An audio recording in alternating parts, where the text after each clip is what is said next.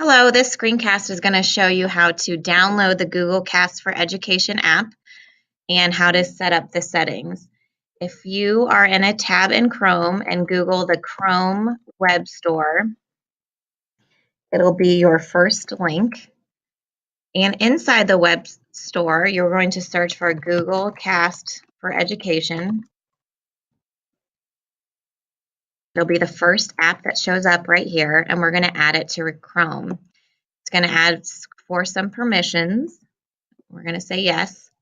And is now added to my list of apps here, which can always be found up here in the upper left-hand corner. If you're working from a Chromebook yourself, you find your apps in that lower left-hand search. It used to be a magnifying glass, and now it's just a circle. I'm going to open this app, Google Cast for Education, by clicking on it, and I get this gray screen. And these are all the settings I have. It's asking for a receiver name. I suggest you just name it your name so your students know who they're casting to.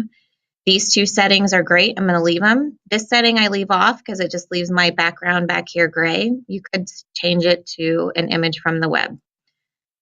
Click Save. And half of my settings are done. I just now need to go into my share settings and choose who gets permission to cast to my computer and therefore to my projector. If I click share up here, the blue button,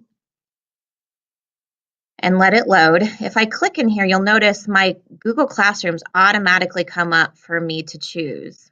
So I can choose to let all the teachers of St. Paul School present or cast to my screen. And I'm going to add you guys to my Google Cast for Education. But I also have Matea sitting next to me because we're on a Terra Nova break. And she's helping me with these screencasts today. I'm going to add her individually. I started typing her email address and it shows up here. And I get a choice for students. She can either request to cast or I can give her out and out permission. And even though she's a super nice girl, I'm going to make her request to cast to my screen. And I click add. And I can keep doing these settings until I get everyone who I want in my program.